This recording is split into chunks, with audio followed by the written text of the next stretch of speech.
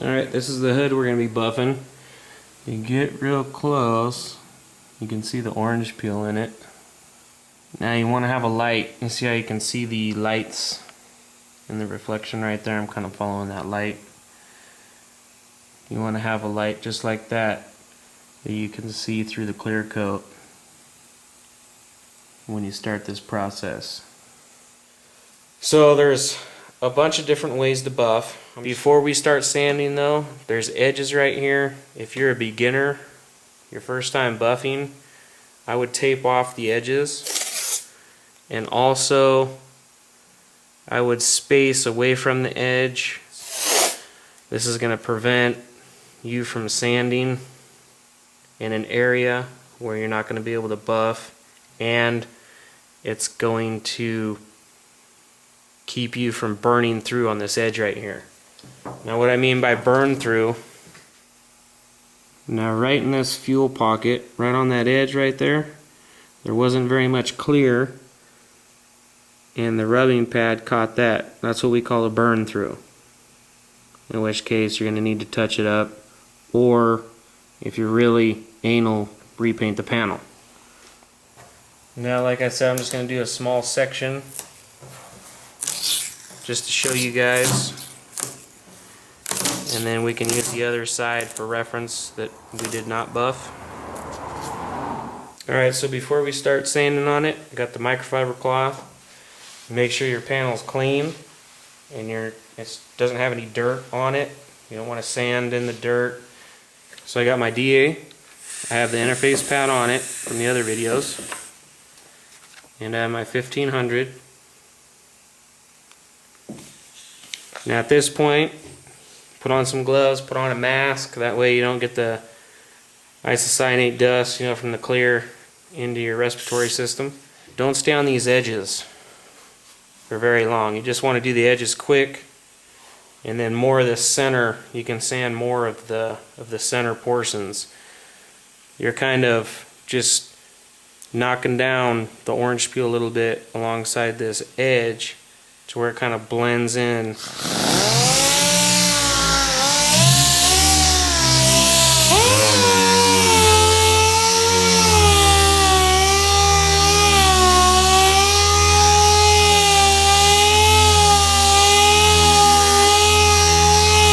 I'm going to use this microfiber cloth to wipe this dust off real quick,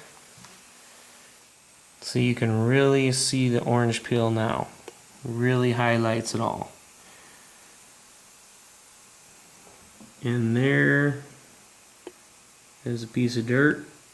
So you could just skim the top. This is pretty much skimming the top, and then you could buff that out. Let me see if I can get some curly cues for you and show you what that's like. This is when you really want to change your paper, and what that is it's clogging up, and you're pretty much scratching this clear coat with a coarser grit because your clear coat's all clogged up on the paper. Let me see if I can get you some. Oh, we got some. I don't know if you can see that right there. See that squiggle? That is one fat curly cue. Look at that, it goes all the way up.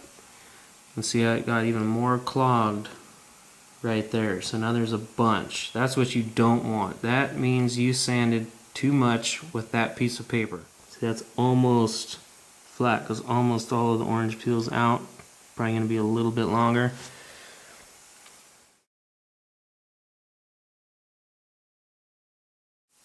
I got a fresh piece of 15 on there. Got my water bottle. This is just straight water. You can do a mixture if you want, but what I'm going to do is I'm going to spray a little bit of water.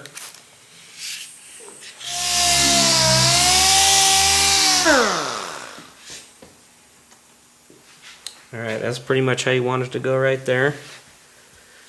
Wipe it off, check your work.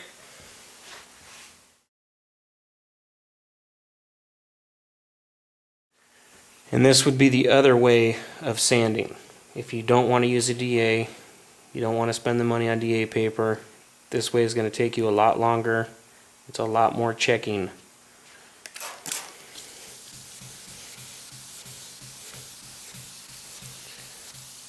Now I've heard some people say to keep it in one direction, others say cross hatch it. Like I said, there's just too many ways for me to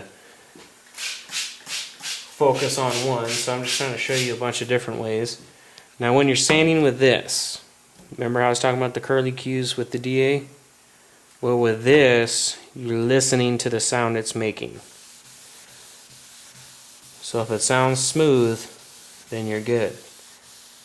As soon as you start to hear like little squeaks, that's when you've picked up something in the sandpaper and you're actually scratching that once again with the coarser, it's the clogged up clear coat, and you're sanding with a coarser grit pretty much. So you got to take that off, wash it out, squeegee this off, or wipe it off with your microfiber cloth. It's easier with a squeegee because it's pretty much instantly dry. You could blow on this too. And it'll dry it faster. This block way is a better way, just so you know. You have a better, flatter finish. It's cheaper. It's a lot cheaper. It just takes a long time. Let's see, we could just do our cross hatching.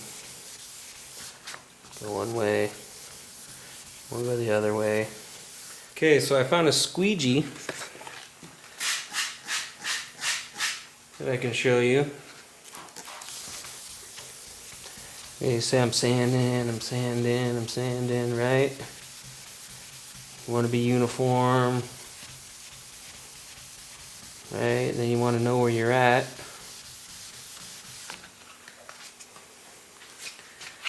Actually, I think this is like a window tinting squeegee, but anything will work.